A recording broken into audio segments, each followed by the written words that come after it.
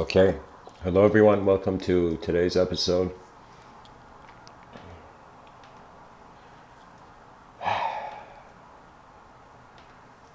Today's episode is titled Non-Local Consciousness Beyond Pattern Familiarity. And so I want to speak about the designer, but when I say designer, I'm not talking about a sort of divine agency. Of course, we always keep certain possibilities in the unknown, but we don't run towards them. It's like what the person is familiar with, they're a bit acquainted with, so they don't have to run towards instantly.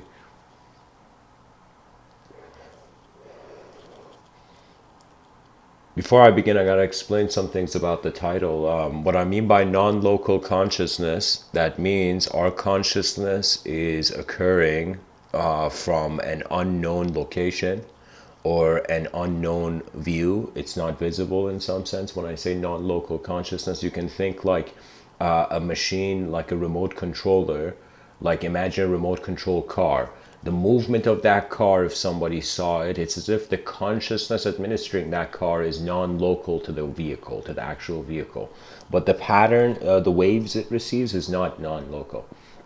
And when I say pattern familiarity, because to be honest, we cannot avoid evolution, and we cannot avoid how there has been, how can I tell you, micro advancement, very vast micro evolutions that has kind of led to this complex form. So in other words, there are two ways to see it.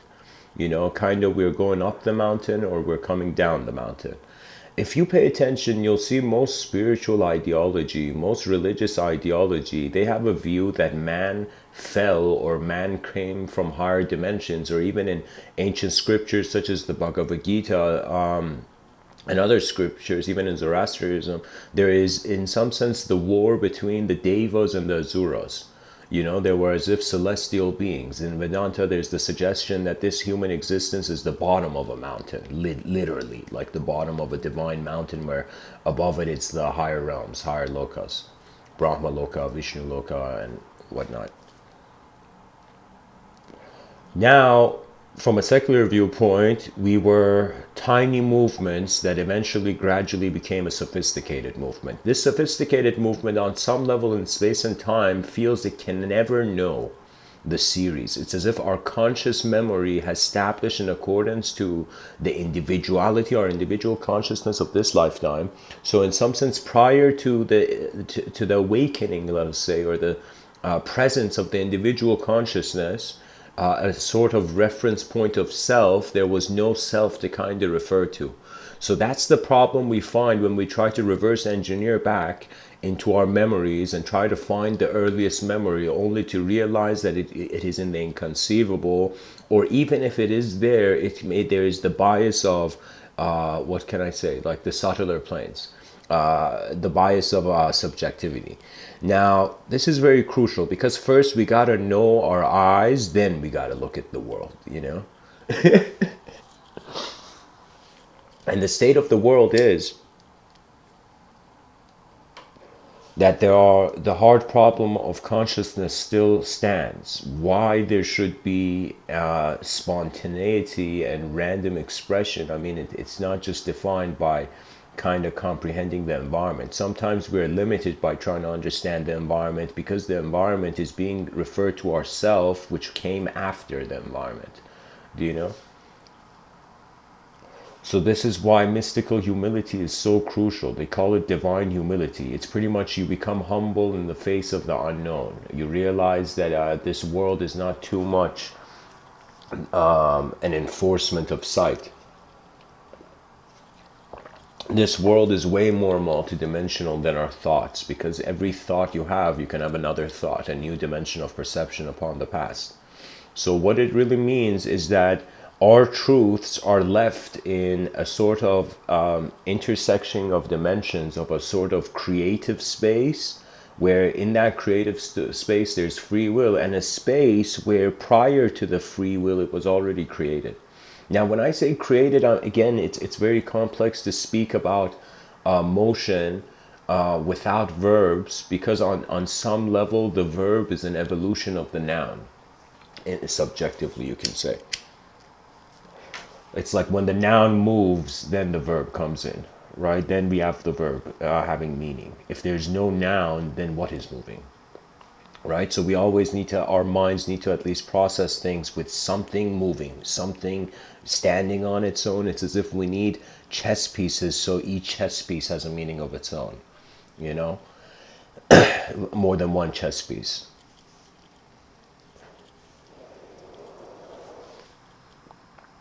Now, before I speak about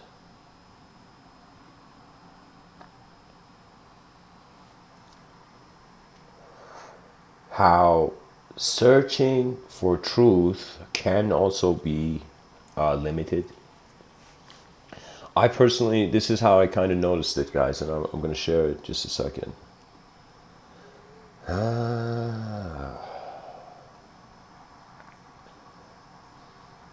What song have I not heard in a while? Okay, there we go. I heard this yesterday, but anyways.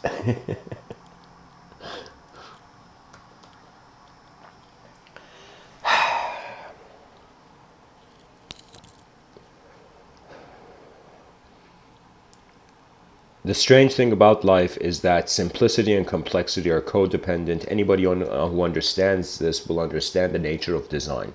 That it's all in accordance to your starting point. There's a quote in Zen, they say when you start, when you want to climb a mountain, how's my voice? When you want to start, okay, it's loud enough. When you want to start, if you want to climb a mountain, start at the top. So what does that mean? That means if reality is left to personal projection to somehow give color to the impersonal,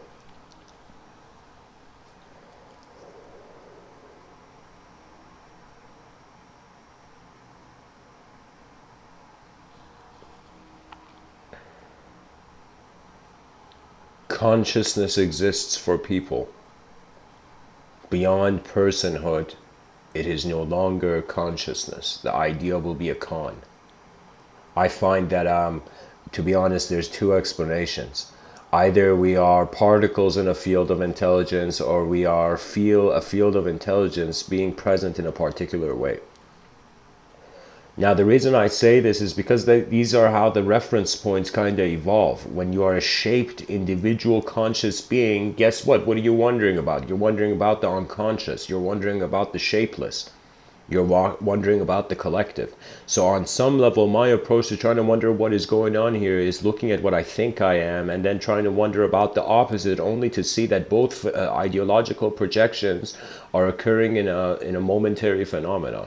So you don't know how many times I have had thoughts, some of those thoughts incredibly beautiful, some of those thoughts incredibly tragic, some of those thoughts incredibly necessary, some of those thoughts incredibly unnecessary. And in those moments, I have realized that man cannot hold on to his creation when his creation changes. Do you know what that means? That means don't expect too much from a changing world. It might disappoint you.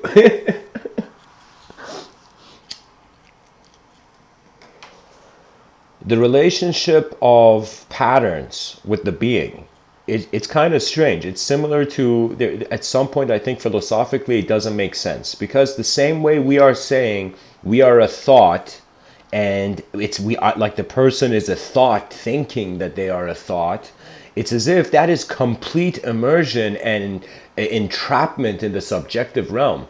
You see, I understand the importance of creativity. I understand the importance of subjectivity. I understand the importance of realizing that your eyes are unique as a human being. But at the same time, I do not worship what will pass. So my biggest challenge was that this is my kind of intense question, that I was wondering that there's a reason why in many religious traditions they have to say only the truth of all truths knows the secret truth in your heart. So what does that mean? That means man's relationship with his mind was one where his body was individual, his mind went ahead, his mind went and became collective, and it has become collective many times. This is why how the I kind of established expanding a little bit upon kind of Rupert Sheldrake's morphic fields and morphic resonance, I mean, sure, the planet can have memories, but these memories are efforts of individuals. So what that means is your moment of being is self-powered, and it is also world-powered. The objective component of your existence is world-powered. Study the world. That's so crucial. You got to study the world. You're on a ship. Discover the design of this ship. Understand where the holes of this ship are. You know, you have to take responsibility. You have to become the captain of your own soul, as some poets have said.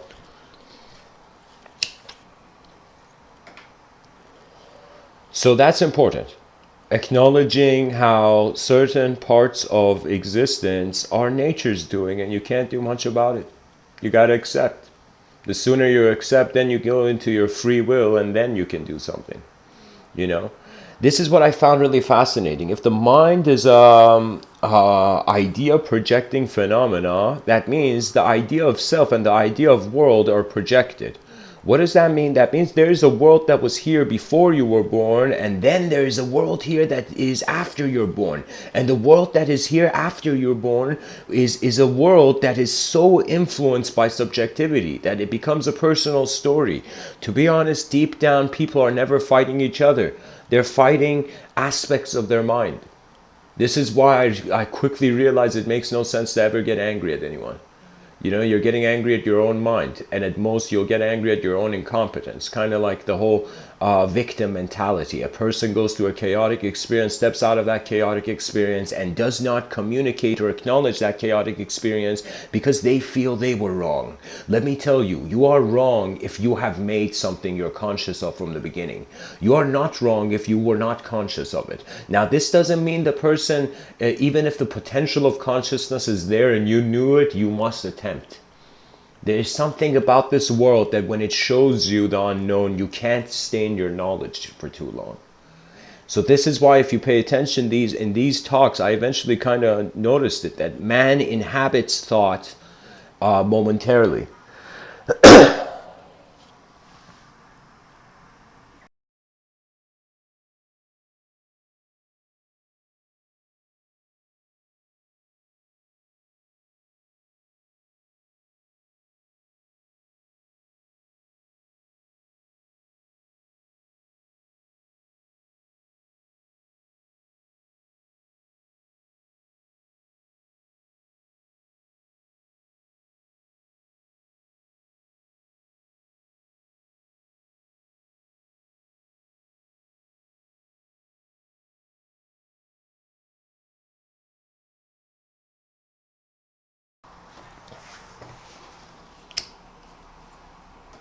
The reason many people study consciousness is because they want to understand the source of behavior. When they go look at the behavior of the creature, we cannot avoid the behavior of the creature being a response to the environment. So I find that the way the current mainstream and pretty much the scientific endeavor is studying consciousness is that it's trying to study how the environment is leading to it. But eventually I find what occurs is pretty much this is the story of worlds, in which a world can only evolve itself if it creates a self, and a self can only evolve itself if it creates a world.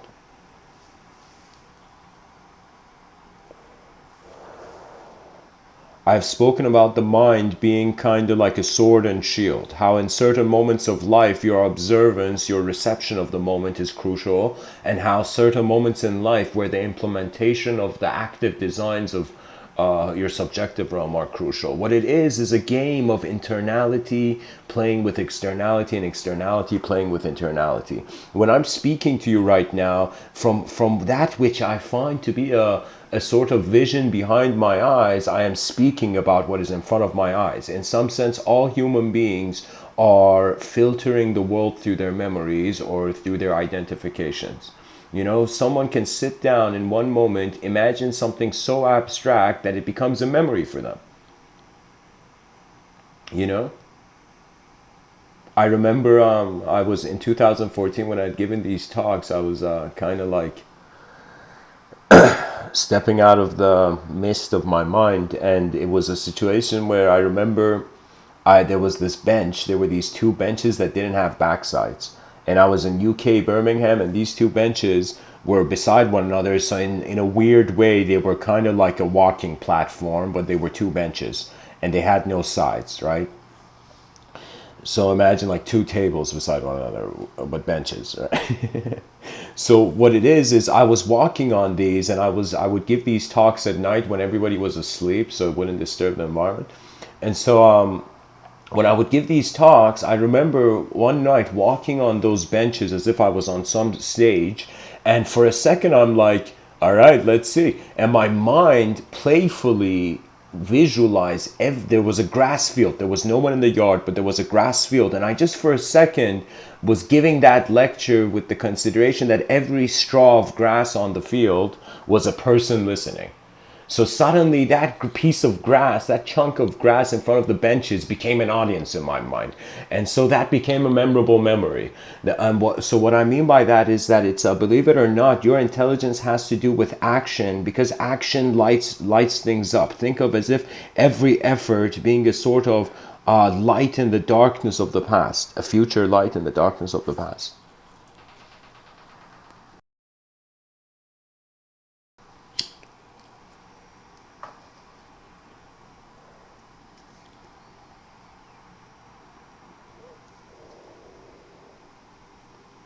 Pattern familiarity is another way I am referring to how the creature was really, its inspiration to act was based on its hunger.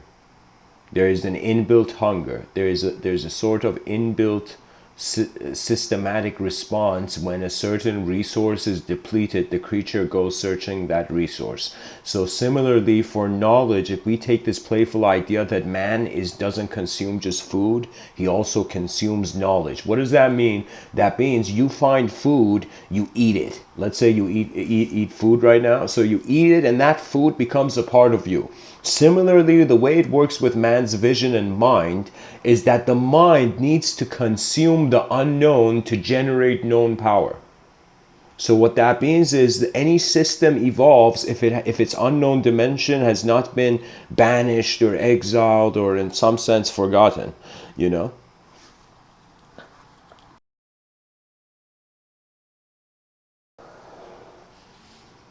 I found it very interesting that certain scientists speak about, like, we don't know even if a rock has consciousness, because we don't see the inner experience of the rock. Before man communicated, we had no idea what was going on, right? Imagine you suddenly visit a gathering of friends, and when you reach that gathering of friends, everybody's watching like the soccer game on TV, right? And so you go and you're asking, you're like, what's going on? Who's winning? Who scored?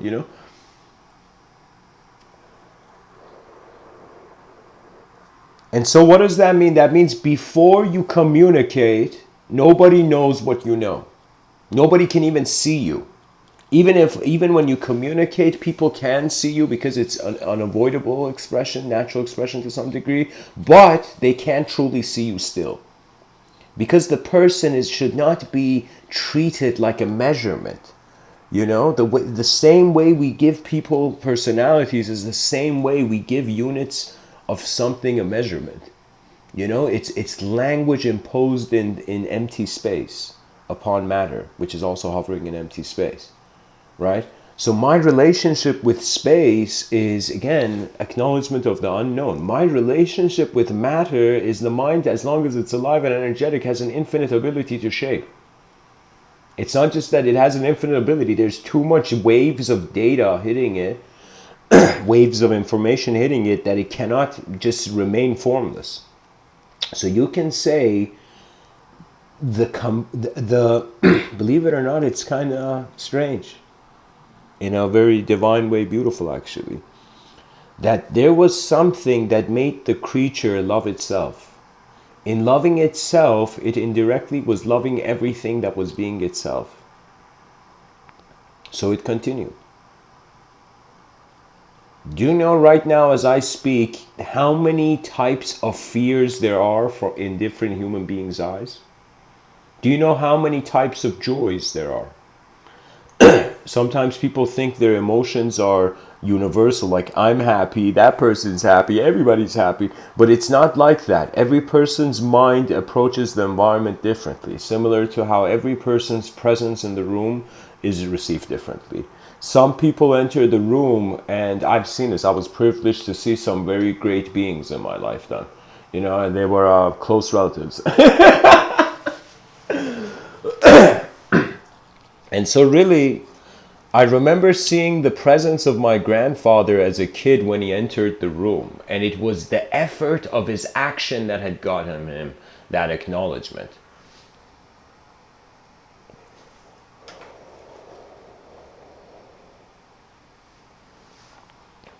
The issue with looking for something becomes the issue of the, like, this is how I say this is, there are two traps. There's one, the nihilistic trap in psychology, and there's the enlightenment trap. And the enlightenment trap is when you're endlessly like a mule seeking a carrot on a stick. You're searching this carrot. This carrot has occupied your attention from life. You're forgetting the world around you. You just want to get into, take a bite of this heaven. So the person is forgetting about the life of now. The person is seeking a future. There, to be honest, I find the religious endeavor is actually forgetting that you're on earth. You're just trying to be somewhere else. You're not trying to be on earth. Many religions, they had a certain issue, and I think it was due to just the phase of history they were brought in. That they in some sense wanted to take people to an escape. So you got to think about it this way. In the 6th century, life was tough. External life was tough. Probably a lot of people were feeling like, what is this? What is this kind of primitive way we're living? Maybe they didn't. Maybe they never had questions like that. But I'm saying that it was as if at some point, giving someone an exit out of a hardship seemed to be the right action. And so religion was an early exit out of the objective realm into the subjective realm. I find the repetition of prayer was required just so the person constantly becomes aware of the subjective realm throughout the day, you know? Because how can you worship an attributeless truth? Your attributes will make you fall short.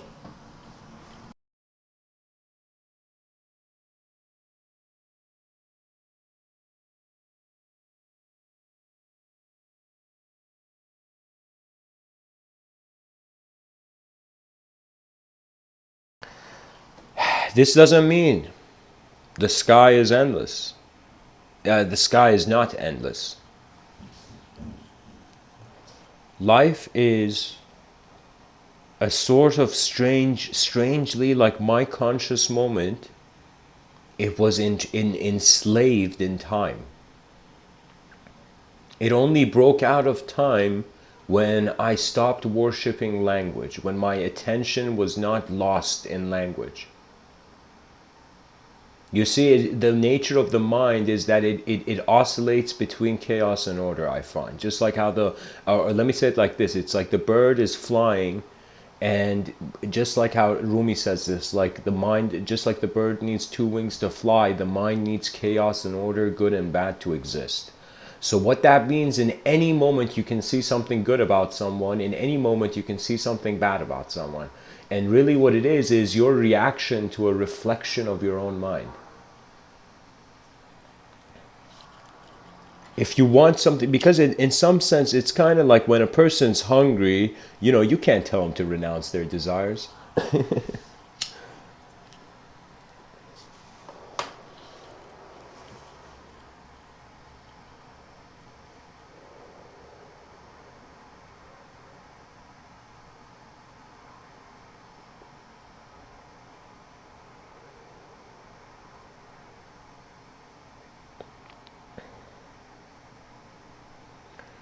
The mule cannot get the carrot that's attached to a string, attached to a stick, that's attached to its back.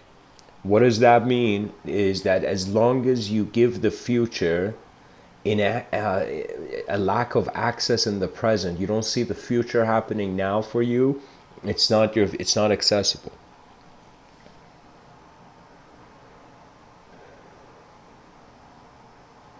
In the now is where the past and future live.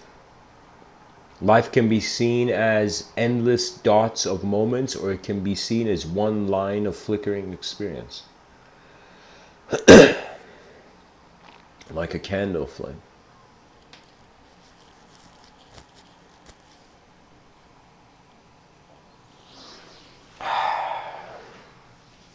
Just a second, guys. I gotta pour some coffee.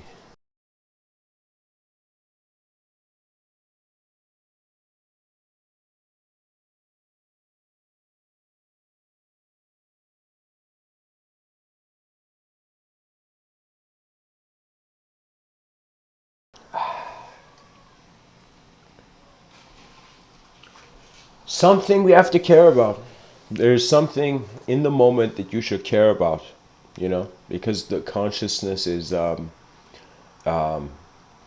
must fill a void to itself throughout the day. It must attempt at resurrection.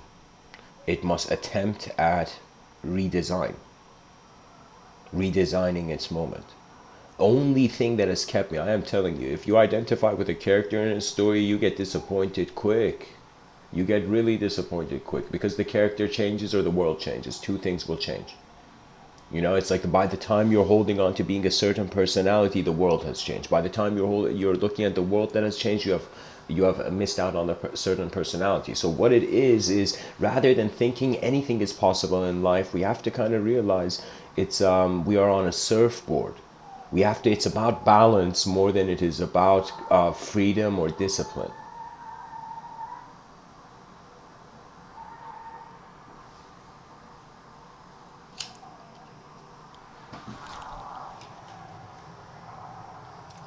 What are those noises are coming from outside?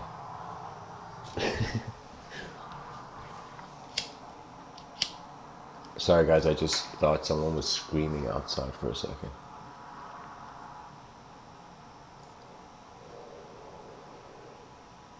There's something very crucial too, by the way, something to know. If you're a person who doesn't do much external activity, you're going to compensate with it in your inner dimensions, because I feel every person has a sort of threshold of expression and reception. What does that mean? That means when the being is given a sword and shield in the middle of a battlefield, it's going to use it, right? So before we were just hungry for food. Now we are hungry to see the advancement and the further progression of things. So we are hungry to extend our consciousness.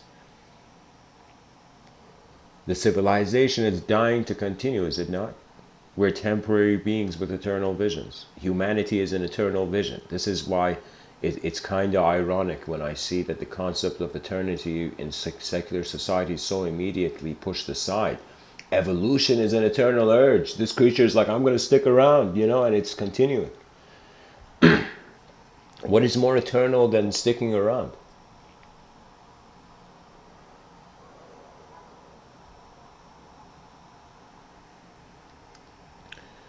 It takes a certain level of honest decency to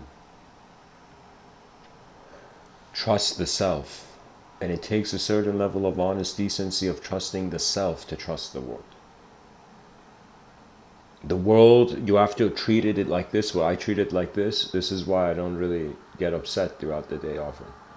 I barely any. It's been like, I think, a couple years now where I get upset if something upsetting happens, but the sadness of it doesn't stick around.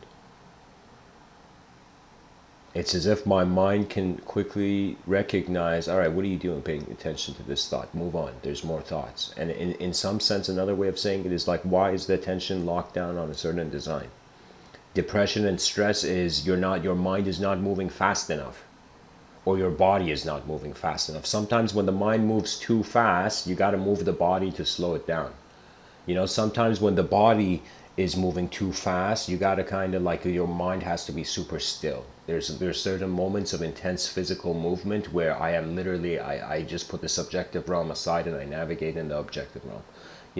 But there are times when, for example, you got to wait at the line of a bank, and then in that moment I suddenly unleash my subjective realms and I dive into, for example, questions that are truly questions for me. Because if you spend your life trying to answer a question that was never your question, that would be tragic. And that has happened to me at times where I was fighting wars that I did not belong in. I was moving and acting in accordance to certain ideological patterns that were unnecessary. I later on realized it. That's the thing about mistakes. You don't realize it when you're in it. When you're in it, you don't think you're making a mistake. Only after consequence-wise, you kind of notice that, okay, maybe something was off. The world is always giving you feedback. For me, it's there's two things. For example, let's say person A communicates to person B. Person A and person B, they meet in the park. Person A says something to person B. Person B hears this and suddenly realizes that person A is talking about person B. Person A is talking about person B to person B. Person B looks at person A and he's like, hey, man. It's like person A is like, person B is Fonzie, guys. Yeah, no, I'm joking. Person B looks at person A and immediately realizes that person A doesn't know person B. And in that moment, person B is going to speak out only to realize that person B also doesn't know person A. We know glimpses of each other that we get. It's pretty much a storehouse of impressions, you know? It's kind of like Karate Kid when that kid's breaking the layers of ice. It's like when you suddenly see someone again for a new time, it's like the impression you get from them in that new moment, it's like that Karate Kid's hand breaking through the various layers of impressions you've had on the person. You know, to be honest, you shouldn't. Somebody I remember said this to me. If you want a friend that is flawless, you'll be friendless, like something like that. What does that mean? That means there will always be turbulence. We're navigating our planes of existence. We're creatures trying to survive. We are candles in the dark for a certain time, you know? And so this is the crucial thing. Mr. Within is simply saying, dear listener, have you ever asked yourself if you know what's going on in this world? What I mean by that is it's so easy for the mind in one moment to generate a view that I don't know. But how would it generate a view I know? And you'll have to go to the root of the I, which is pretty much mysticism. All mysticism can come down to the question, who am I? Everything. I'm not joking. Spirituality is another way of saying you're asking yourself, who am I? And following your experiences rather than your ideologies. Religion is where you're following certain ideologies. The secular liberalism is a way where it's only you're following the infinitude of ideologies, right? Certain traditions, they had a way of acknowledging thought, and to be honest, when you read history, it was the actions of people that truly was a sort of think of it this way: person B is the part of the world of person A. Person A is also part of the world of person B. So as far as their moments are considered, the mind of person A and the mind of person B is being each other's mind in some sense to themselves.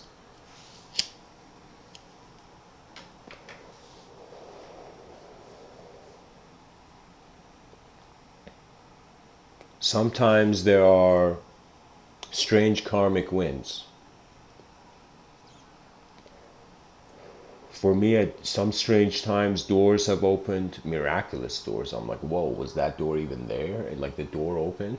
And there were times where I felt I was in a room where there was no doors. I had to just break through the wall. Certain times in life, you have to acknowledge the intensity of the action required. It's kind of like the designer mentality. I feel like children should work with design. The designer has no emotional attachment to subjective ideals. It is looking at design. It's saying, all right, I see something objective in front of my eyes. This has design. I notice a thought or memory behind my eyes. That has design as well, right? Now, whether the design is in a simulation or in a truth, you know, if it's an illusion or in a reality,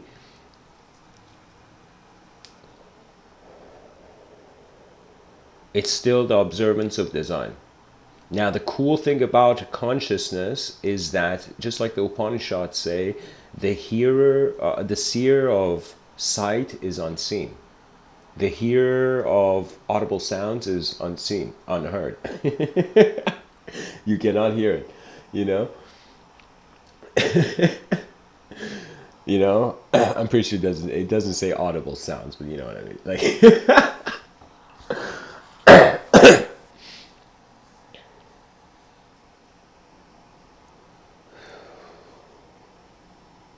I consider there is an objective city and there's a subjective city.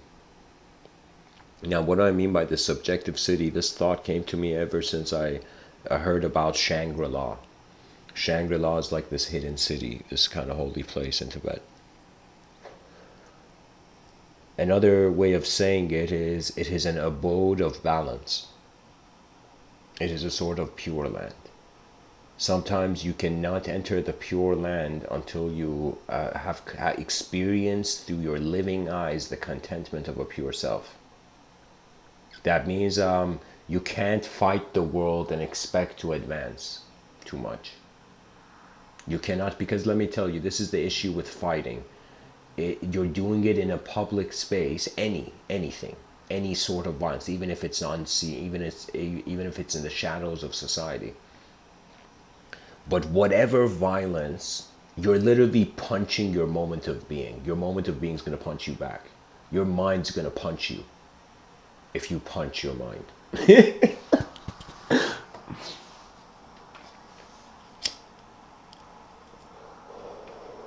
If you asked like the greatest martial artists that what is a way, like how does the greatest technique arise, they will tell you it has an immaterial origin of observance. Think of it this way: one person opens his eyes, enters the field of intelligence, just starts running, doesn't even look around, doesn't even wonder, doesn't even look at the shoes he's wearing, doesn't even look at the kind of ideological conception the being is navigating and piloting, right? The person just runs. Now there are some people who enter the room and they honor the room and then they enter. So something that I noticed in ancient traditions they were abiding by is that they had an honor. It's as if they realize every moment deserves their sincerity. To be honest, it's not the unexamined life that is worth living. That is not worth living. It's the insincere life that is not worth living, because you won't feel it's your life then.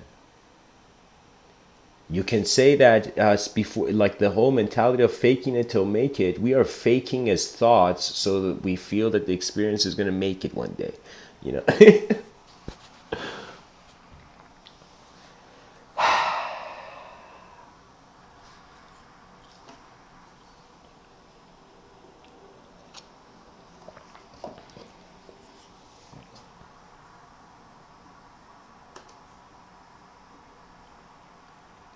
God was an attempt to give a personality to the cosmos.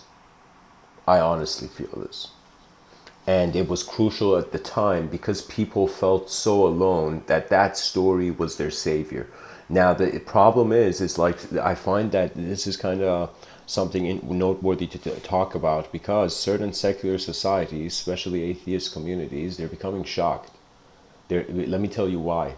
And this is not something I'm saying. I've seen this I've heard this from Sam Harris and the other ones, that it's like, okay, what, even though we are becoming more of a technological society, scientifically oriented society, why is there larger numbers of people joining religious movements? This is the question. People are saying, all right, we have more knowledge, we have more objective clarity. Why do we still need the subjective?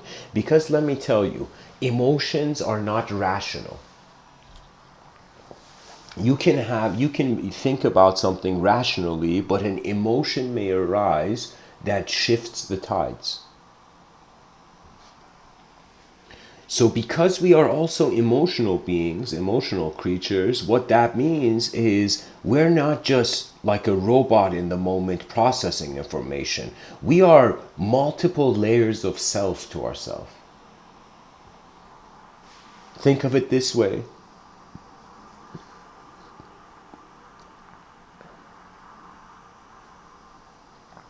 Excuse me, just hold on for a second.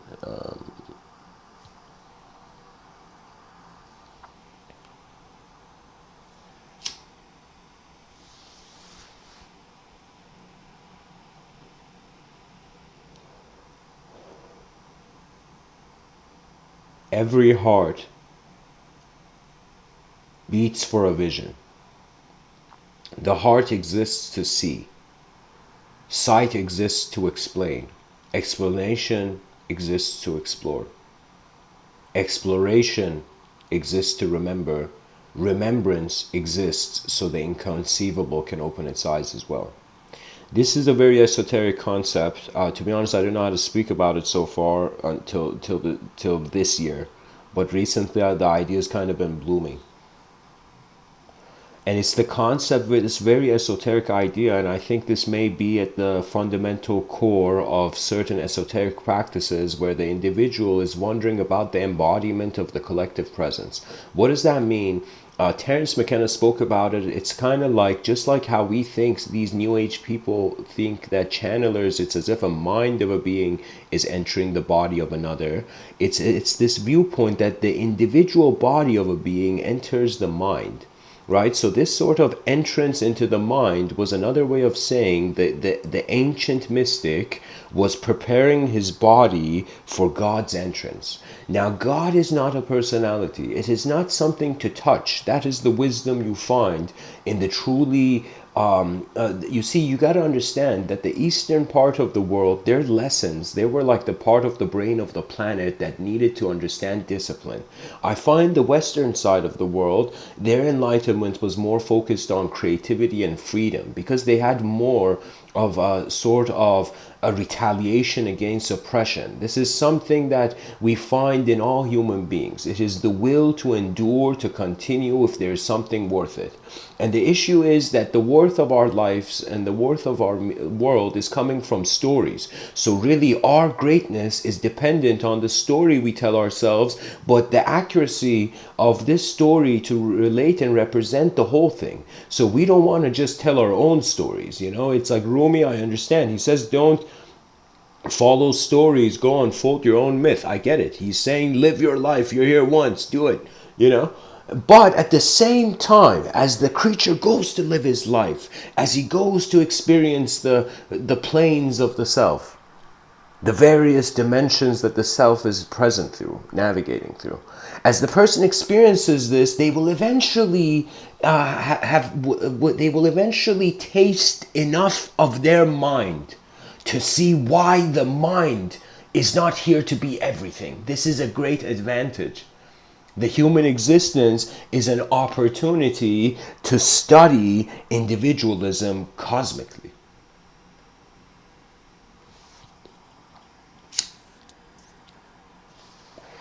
The notion, this esoteric notion that the person is trying to purify their body as if it's going to be embodied by a greater mind. The thing is that, to be honest, it's kind of hilarious because we sleep and that we have the phenomena of deep sleep. What that means is there are gaps in our linear interpretation of the world. So what does that mean? That means even though we can build a society based on rational design, due to unknown gaps in our experience of life, that rationality will be limited to areas where the mind will visualize and project phenomena, right? So it's as if the person, suddenly a miracle happens to them, like, oh my God, I'll tell you an example, right? I considered this a sort of strange miracle. I was in UK. I was with a friend who, unfortunately, we ended off on bad terms, but he was a good friend at the time, and so his name was Ciro. And so I was in the UK, and I was new to the UK, and we're walking, going to the mall downtown area, kind of on the prowl. And so as we're going, I remember we're talking about like kind of I asked him about like how his experience was, like, kind of like being alive in this part of the world and all that.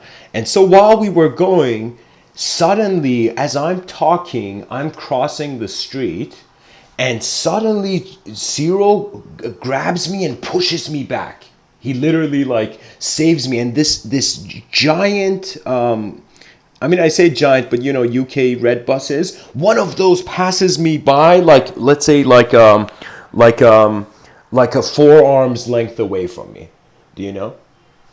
Like it was pretty close. Even less than that, right? And I remember I had this moment where me and Sarah look at each other, and I'm like, "Yo, thanks, man." And it's like we're both laughing at like how close like non-existence was, right?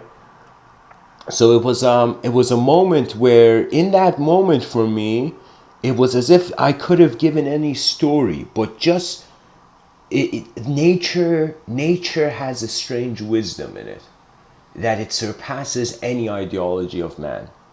And the one who hears the voice of nature, those will be the leaders of the future generations. I'm not joking, because the nature of the world is the nature of the self. The Buddha spoke about something very important. The Buddha said that objective phenomena is empty. Somebody's like, "Yo, Buddha, what's this object in front of me?" And Buddha's like, "It's empty, bro. Relax. Relax."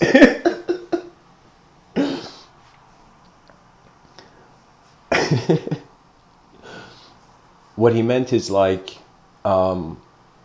objects are really just atoms in space. We are looking at those atoms, and they are formulating meanings. What is it? They say there's like 84 billion neurons in the head. So it's like, what are these neurons doing in the head? You know, they're waiting for work.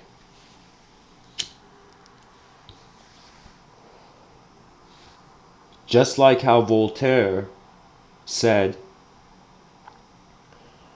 Voltaire was an atheist. He said, very notable atheist, very profound thinker, you know.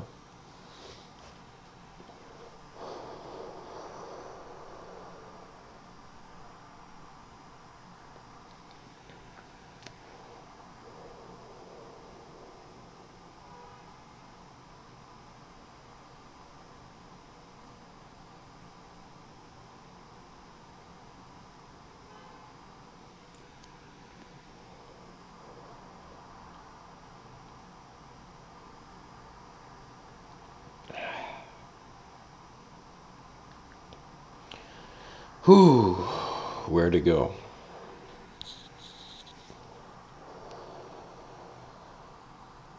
There's an opportunity for design. That's pretty much existence. In a very playful way, I was like, why was the ape the ancestry of the chimpanzee, or the chosen one to harbor consciousness? And I realized it's because we're the only creature that has nice fingers. It's as if there was an intent. You see, it's like this is how the world is occurring. As we surpass our cultural, global, and civilization based archetypes, we will reach a sort of galactic arena where the children of the future generations, let's say, I don't know, in a couple hundred years, or maybe in like 50 years or something, the children will get tired of the stories on Earth. And so what does that mean? That means the deep down, the subconscious psychological kind of roots of the person begin being rooted again and back into the stars. We will realize it's as if, imagine in a galactic society, imagine like there's this idea, imagine like just like how we have a United Nations, we have a sort of, in the, like, very playfully imagine this, an extraterrestrial United Nations. And in that extraterrestrial United Nations, there's an extraterrestrial being that's like similar to, imagine like the Dalai Lama coming and saying, have universal compassion. universal compassion. And so what I mean by that is that it's pretty much the patterns repeating everywhere in accordance to if our mind can find a space to animate. So right now it's as if it's not just my body, my mind that is embodying my body. My body is embodying my whole moment. My whole moment is leading to the sensory, the dance of the sensory perception.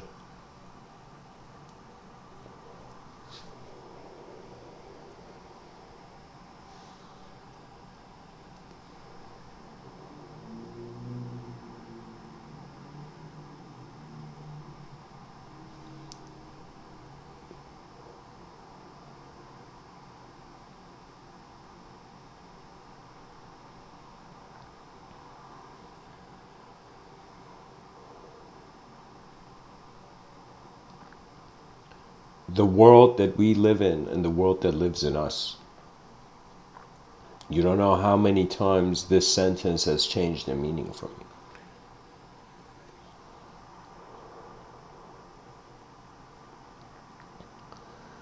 Non-local consciousness beyond pattern familiarity means that the pattern familiarity is coming from the location. If the consciousness is observant of the pattern, it will feel as if it's not part of the location. Similar to how when you observe something, you're kind of outside of it observing. Like if I tell you observe a tree outside, so you look at that tree. How do you know you see that tree? Because you're not inside that tree. If your eyes, if the reference point of your attention started inside the tree, you wouldn't know. So similarly, we find our eyes are outside of the tree and we are aware of it, right? So you can observe what you're outside of. Now similarly, we are reaching a point where we're like, okay, now if the eyes were inside the tree, they could know that if they came outside, they would see the tree, right? Because we're considering this from an outside perspective. So another way of saying that is like the same way we can see sight being in the center of that tree. Like instead of a tree, now imagine a human body,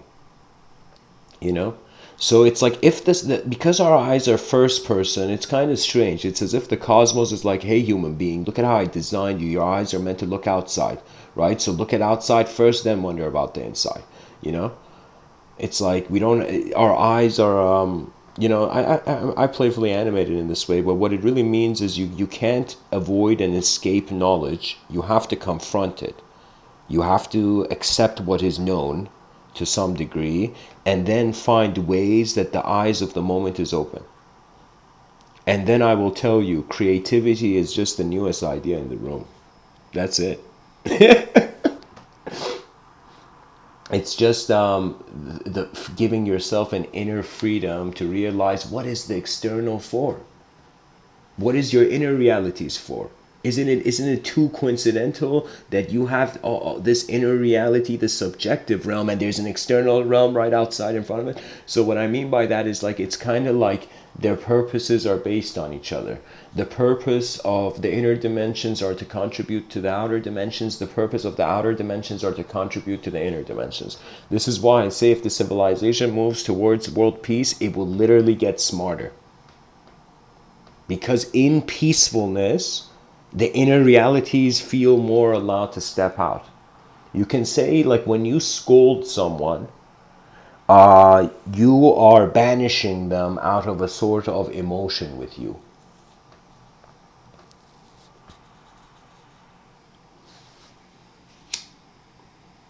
I find that the unknown is the ultimate resolution.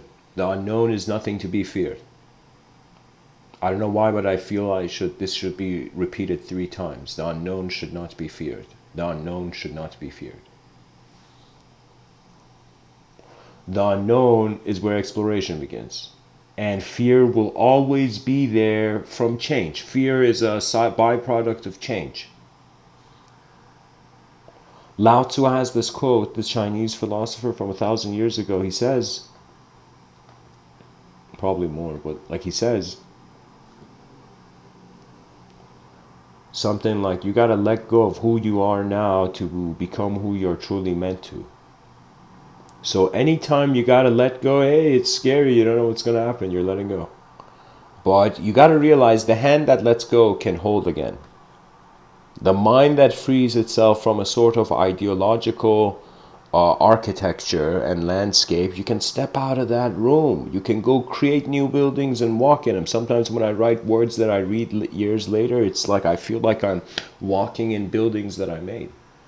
You know, my mind feels like it's walking in buildings that it made. So what I mean is that it's like it doesn't matter if a child uses building blocks or that child in the future becomes an architect and builds a city.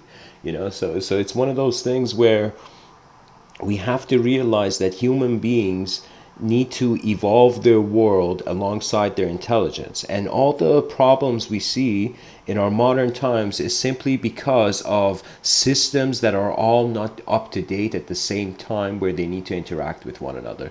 What does that mean? That means if we were to consider in any nation that the most updated citizen will always be frustrated about the political system. Why? Because the reason is the political system changes slower than the citizen. This technology is, like, think about it, technology is exponentially growing, right? But man is changing his governance every 4 years. So what that means is the citizens are becoming, the speed of how conscious the citizens are becoming is quicker, is becoming much faster than the speed of how the overall blueprint of the system is evolving. Right? So what I'm saying is that you cannot study politics without feeling there's something lacking. That's the whole point of politics. If it was a perfect system, you didn't need to study it. There were no problems. You know, a lot of purposes in the educational system is because of unanswered questions. The moment those questions get answered, what is the educational system going to do? They're like, oh my God, we found out what knowledge was. What do we do now? It's like, what do we teach the kids of the future generations after we've taught them everything we know? This is when the exhibition for the greatest explorations into the unconscious will begin.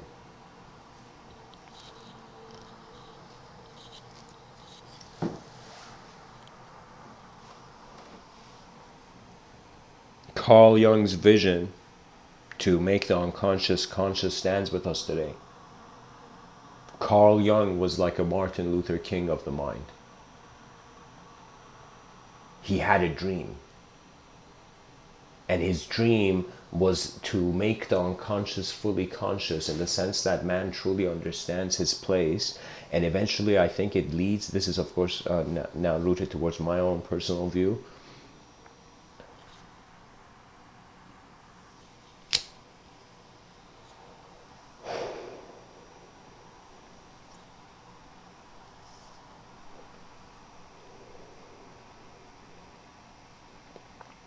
man has to put down the systems that don't work. I call this a sort of cleansing of the whole moment of being. When the person realizes that this existential opportunity is nothing to mess around with, and that there are two types of playfulness. There's the playfulness of the ambivalence, the playfulness of the person who doesn't know. And then we see there's the playfulness of the person who is in the battlefield. What that means is there's a playfulness that has chaos, acknowledged chaos, and that's why it can always play with the order. But then there's a sort of playfulness that just hasn't acknowledged the chaos. So its playfulness, the moment it hits chaos, will transition into fear.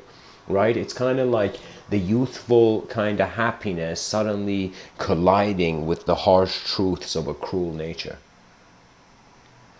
We can't forget we're animals. This is the only reason the warrior mindset is entertained by human beings. Because the environment's not safe in us to truly unravel our inner realms. But at the same time, this is the question, how much the society, because a lot of the ideologies I speak about, I'm kind of treating consciousness as attributeless presence of attention in which the personality endlessly every day is changing in accordance to what environments you go in and how the inner weather changes.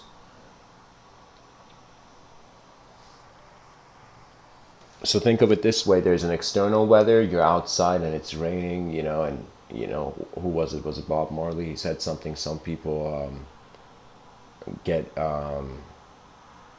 Jesus Christ, let me find this.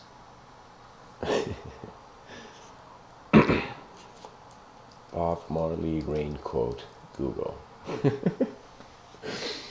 Oh, okay, there we go. Some people feel the rain, others just get wet. And that's very true.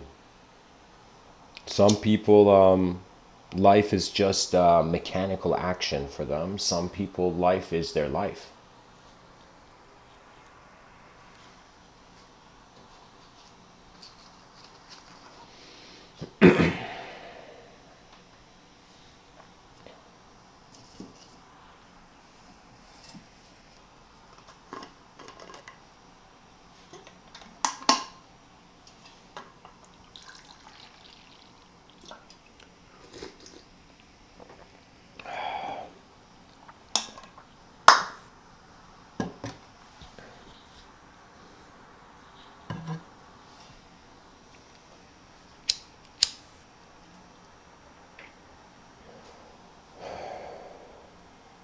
Non-local consciousness.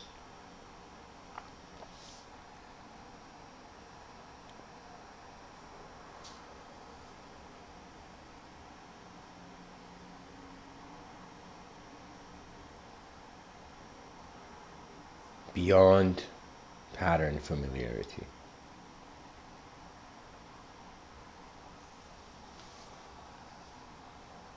A glass bowling ball thrown on a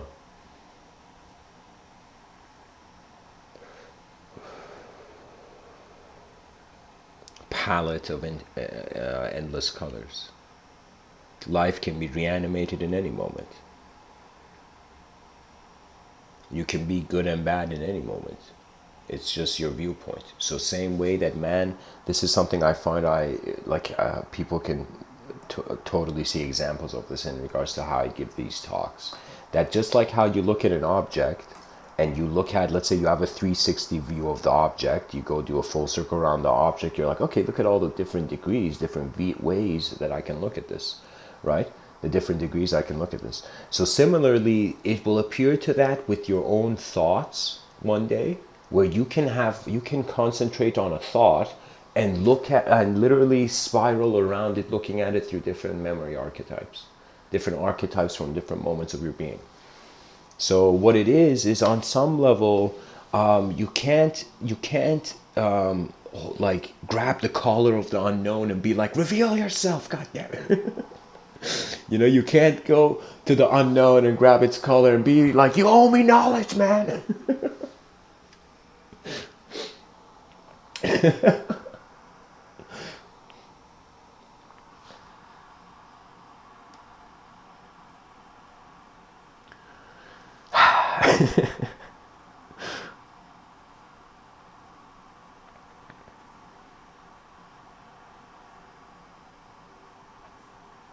Humor is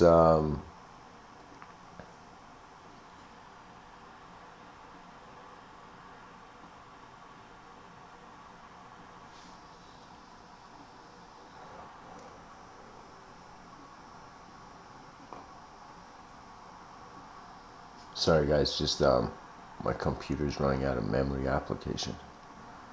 Like memory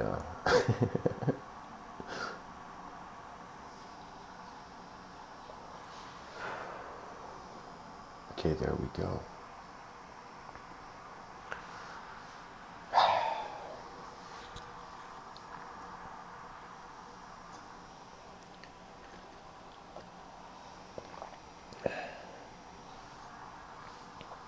To be honest, it's like I'm like a designer on an unknown battlefield, asking other designers to contribute. But I'm not asking; I'm just explaining the battlefield. And I think eventually, when you explain a sort of condition, people will just be like, "Okay, let's look at it," right? So now the condition that I'm trying to kind of bring the attention of the species on is its self-remembrance, but it's collective self-remembrance. You see, Carl Jung left us such an incredible clue, and the reason he left us is because he didn't want to give a solution to his own problem. And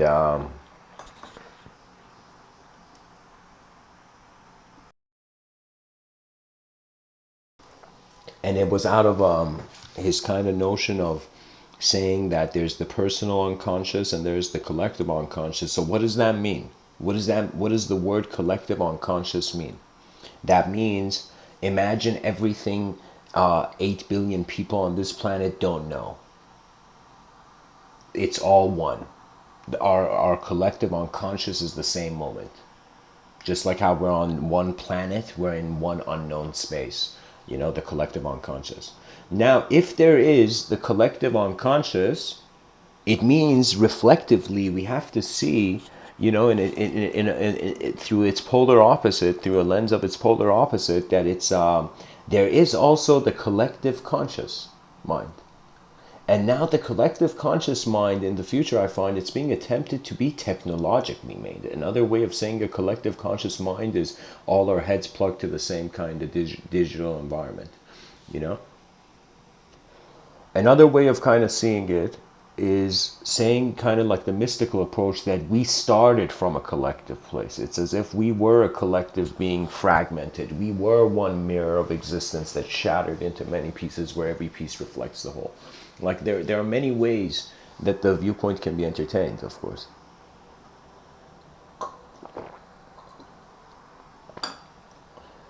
I want to go into a quote tunnel about design, guys. I feel we should do this. A quote tunnel is something I've created as a segment in these shows, in these talks, where I just go on a web page. I find a web page that has quotes on either a theme in history or a certain person in history, and I just read all their quotes to kind of get a sense of how this person's mind sequenced conception. Let's see. So I'm going to, here, design quotes.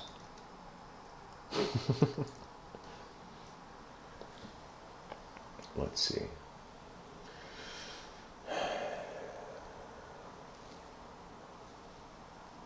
All right.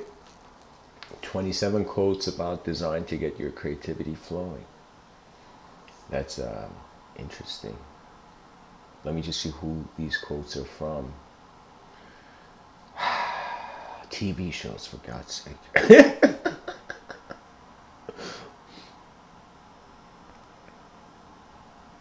Here, anyways, let's go with these. I think these quotes are good, actually.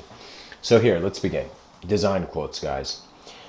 Salvador Dali, of course, he's an artist, surreal artist. He says, "Have no fear of perfection. You'll never reach it." Alina Wheeler, who I don't know who she is. She's an author. She said, I don't know. Anyways, she says, "Design is intelligence made visible."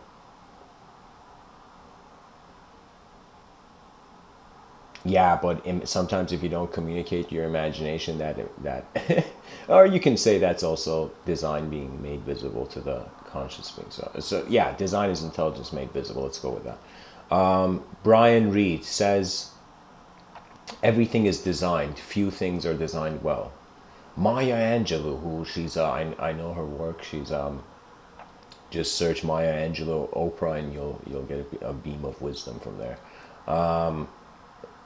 Maya Angelou says, "You can't use up creativity.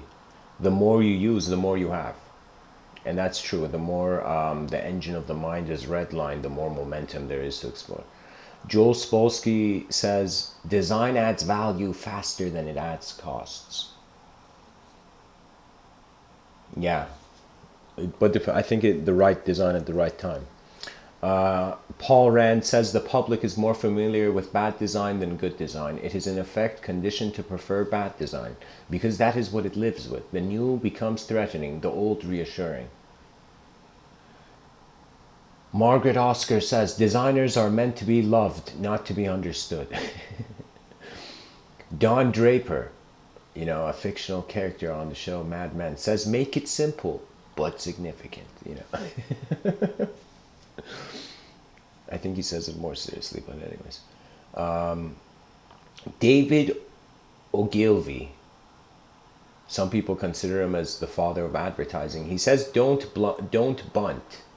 Aim out of the ballpark. Aim for the company of immortals." Wow. That's inspiring in some way. Lorinda Mamo says, "Every great design begins with an even better story." Robert L. says, "Design creates culture. Culture shapes values.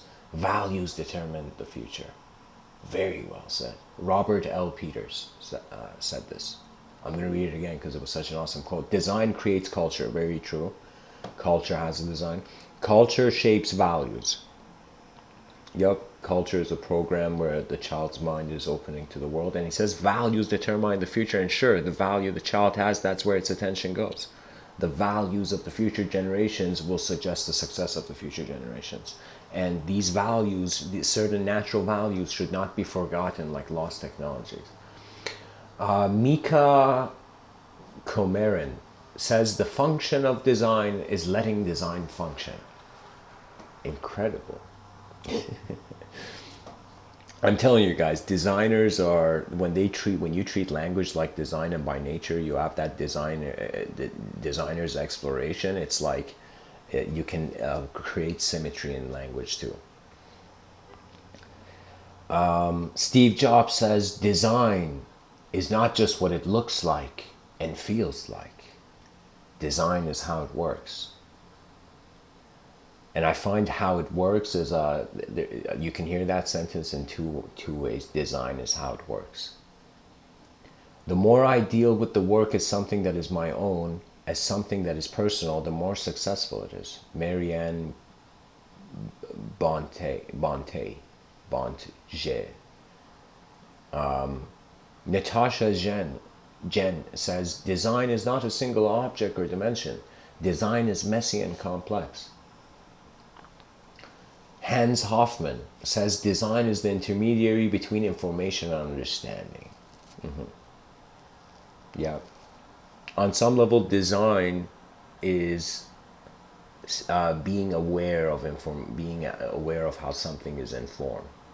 So design is the intermediary between information and understanding. I think that's another way of saying consciousness needs to be aware of something in order to change. Kind of like you're going from stepping stones like you're jumping on from the rocks of a river. I did this as a kid. Like I would jump onto these rocks and get to the other side of the river, right? So it's like as one foot is in the past, the other foot is on the future, right? As the past comes into the future, that other foot goes on to the next future, and so again the past foot comes to the next rock, and then it goes. So I find that when it comes to at least understanding and being aware of information and kind of diving into the ontology and how to even find a sort of epistemological approach, kind of like I don't know how to say it. I'm kind of saying like the theory of knowledge depends on how we interpret reality.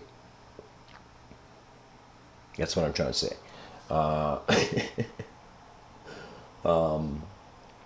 Anyways, let's keep going with this quote tunnel of design.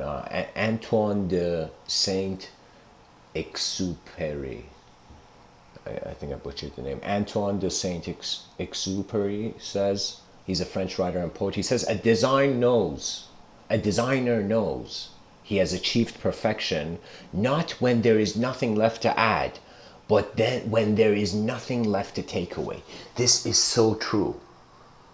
This is an incredible kind of revelation into the designer mindset. That's true. Sometimes it's like the emotion will feel like it's like after that. Michelangelo, when he sculpted that angel, like Michelangelo has this quote where he says, I saw the angel in the stone and I set it free. So that moment when he knew the angel was free didn't mean it was a moment where he couldn't sculpt anymore. He could have sculpted, but he knew that's when it was free. That's when there was a sort of resonance. Your inner and external realms both light up at the same time.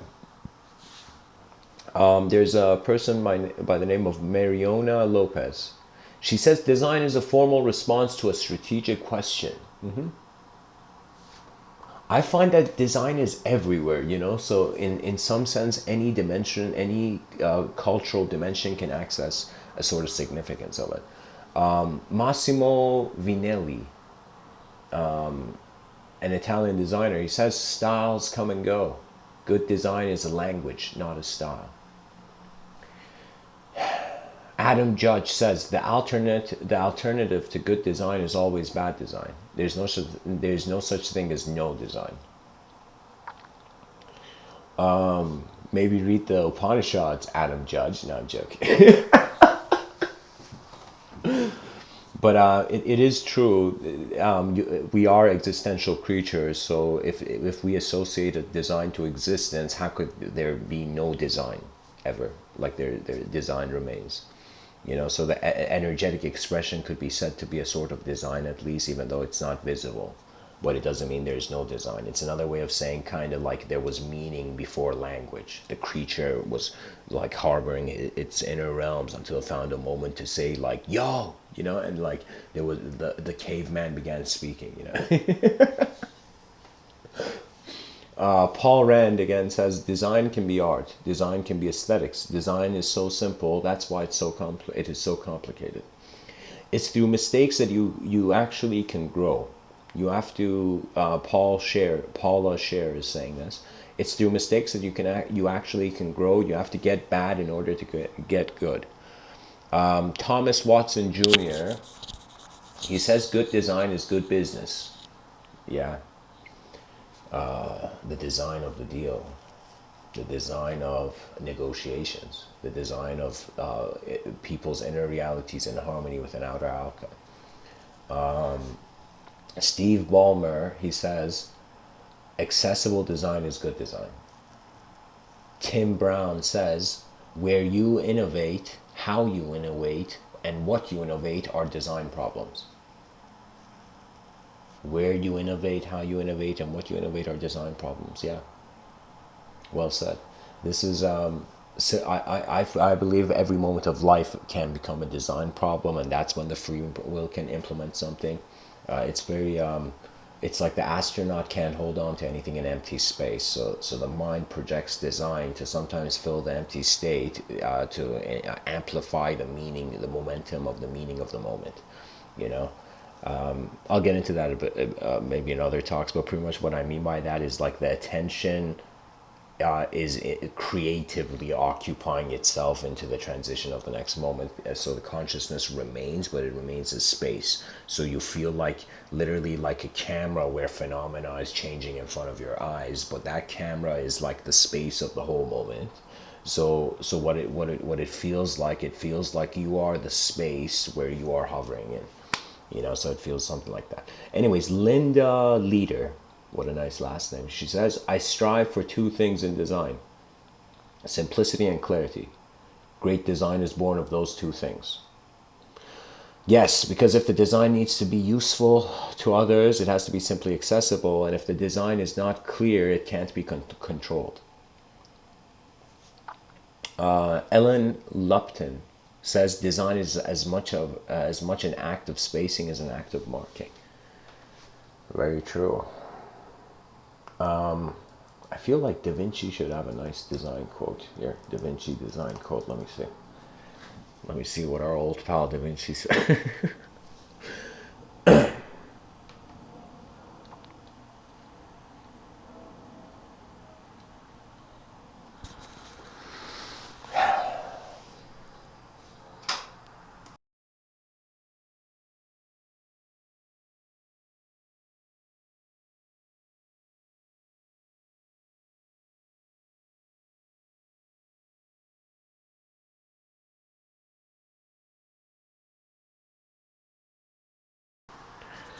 All right, guys. I couldn't find evidently I can't find a quote specifically related to design, but I found a list of 10 Da Vinci quotes. I thought maybe we kind of dig a part of the tunnel this way. So Leonardo da Vinci says, a beautiful body perishes, but a work of art dies not. Da Vinci says the noblest pleasure is the joy of understanding.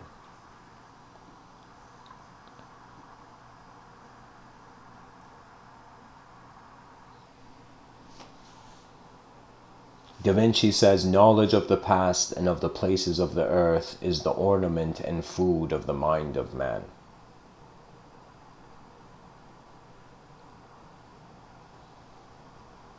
Very interesting. I feel he's kind of saying by acknowledging your past and the locality of earth, it's like non-locality needs location to exist.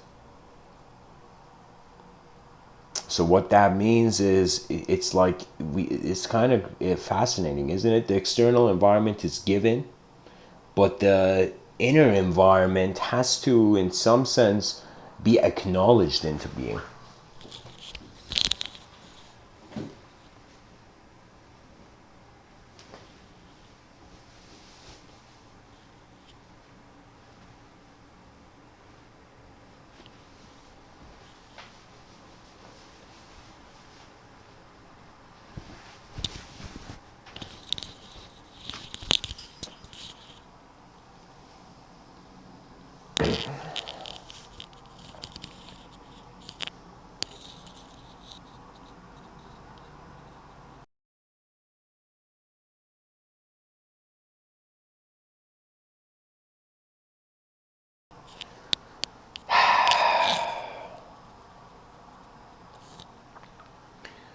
Leonardo da Vinci says marriage is like putting your hand into a bag of snakes in the hope of pulling out an eel. Oh my god.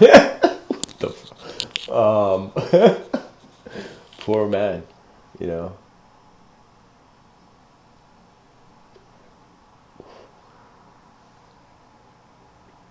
You know, that statement by Da Vinci is another way of saying people had it rough back in the day, guys. Leonardo da Vinci says, this is incredible. I don't know how accurate this is. Of course, I'm just reading quotes on the internet. But Leonardo da Vinci says, evidently, painting is concerned with all the 10 attributes of sight, which are darkness, light, solidity, and color. Oh, I see how they're in dualities. So the person wrote the quote. Oh man, the guy ruined the guy forgot to put an and in here. So Leonardo da Vinci says painting is concerned with all the 10 attributes of sight, which are darkness and light. First duality, darkness and light, solidity and color. So I guess this has to do with density in some sense, density of the experience. And then it has form and position.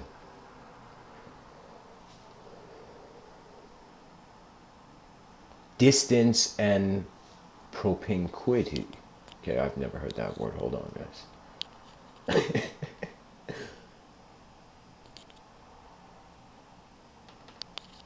We gotta visit our old pal, the dictionary, for this. So propinquity, the state of being close to someone or something. Oh, from proximity, but it's, oh wow. He kept his distance as though afraid propinquity might lead him into temptation.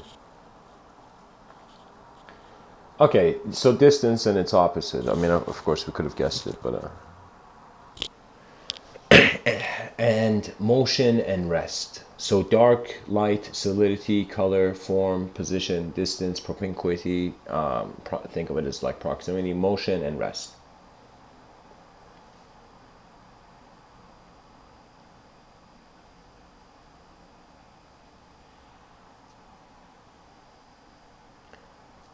I have this firm view. I mean, not. I mean, I have this view where there's this. The present moment's attention is like a dot, and various lines can intersect this dot and be kind of awakened. So you can see it in various dimensions, but these lines are dualities. So at the center of these lines is the intersecting point, the moment where observance is coming, arising. Let's keep going. 5 more quotes left. Da Vinci says, as a well-spent day brings happy sleep, so a life well spent brings happy death. That's a good one. So, a life well spent brings happy death. Interesting. Da Vinci says, to such an extent does nature delight and abound in variety, that among her trees there is not one plant to be found which is exactly like another. And not only among the plants, but among the boughs, the leaves, and the fruits, you will not find one which is exactly similar to another. Leonardo da Vinci says learning never exhausts the mind. Da Vinci says the mind of the painter must resemble a mirror, which always takes the color of the object it reflects and is completely occupied by the images of as many objects as are in front of it. Da Vinci says blinding ignorance does mislead us. Oh, wretched mortals, open your eyes.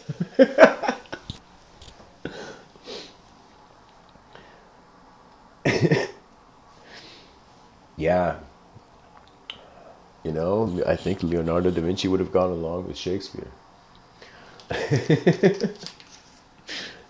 Anyways, guys, thanks for tuning in. I at least attempted in this talk to kind of say that consciousness is still a mystery. It's a mystery because of its spontaneous expression into design. It's like being thrown from the unknown into the known.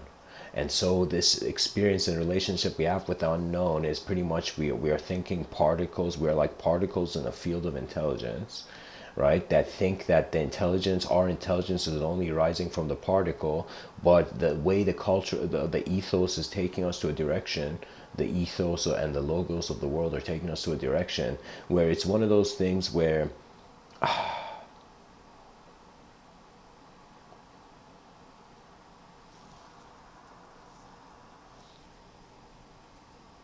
how would I say it? Where the particle realizes the field was moving from the beginning. And I am simply trying to find a way, kind of with these talks, create a backup system for a moment in humanity when the void confronts us more chaotically. You see, what that means is we are an advanced civilization if we can look at our civilization in advanced ways.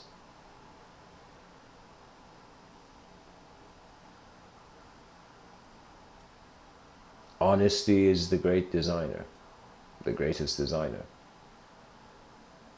When you reach a moment where life is simple, then you can entertain complexity. Sometimes when after only you've experienced the complexity, you can enjoy the simplicity. Sometimes for me, any experience is like a wake-up call. I'm waking up from the past moment into a new moment. It's like like that moment where millisecond, like where the person blinks or something, like that millisecond, it's like the brain is like, whoa, where'd everything go? For a millisecond. So it's a very unique time we're alive. We are alive at a time where fields of intelligence are going to get identities.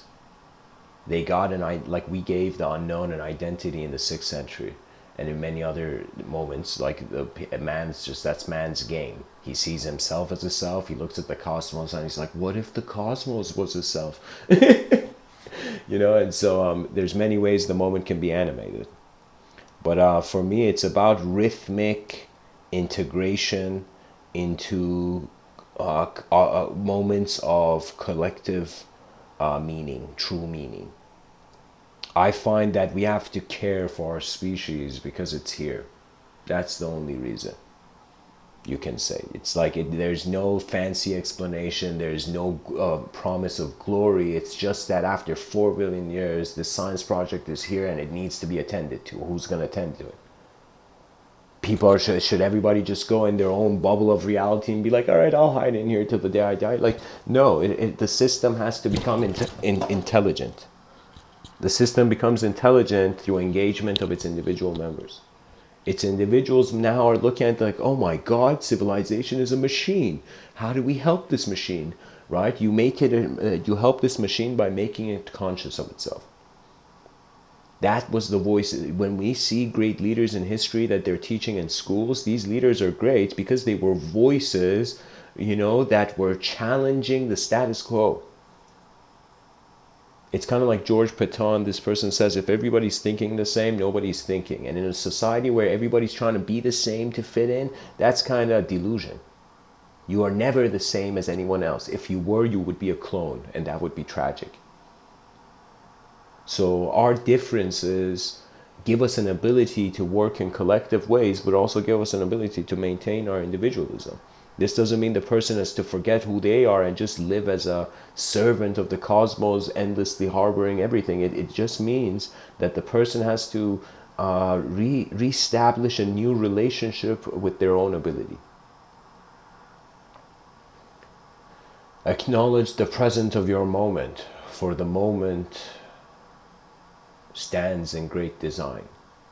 The designer is how the eyes open to the day. Give yourself a freedom. Give yourself unexpected freedom. What that means is a free man trusts the world. A person who is enslaved by his inner realms can't trust the world.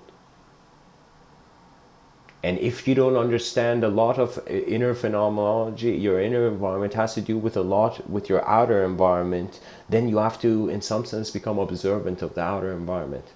You cannot, it's like if you're too busy working, you'll never question what's working. So anyways, guys, thanks for tuning in. I hope this episode was helpful.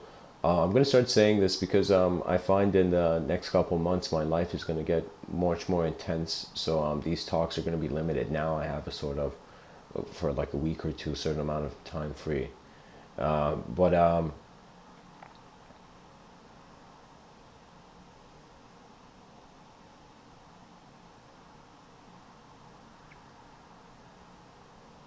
to the past we say, close your eyes gently. To the future we say, open your eyes as if they were never closed. Open your eyes as if the eyes of the past was never closed. That's the care that the being requires to maintain. It's like we don't understand, but any idea in your attention, that idea will continue on tomorrow. Any idea not in your attention, it is lost. You know? It's like that moment came and left. What did you do? And so these are the days of our lives which appear as the moments of our mind.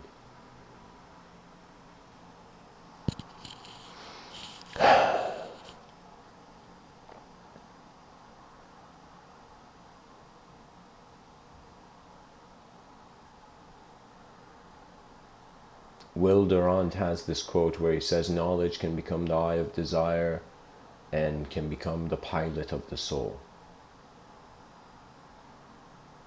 True knowledge is how experience leads to thought, not how thought leads to experience. Become fascinated by the evolutionary design that your moment has access to. Without fascination, genius will never dare step outside from the inner realms. Thanks for tuning in, guys. Much blessings and namaste.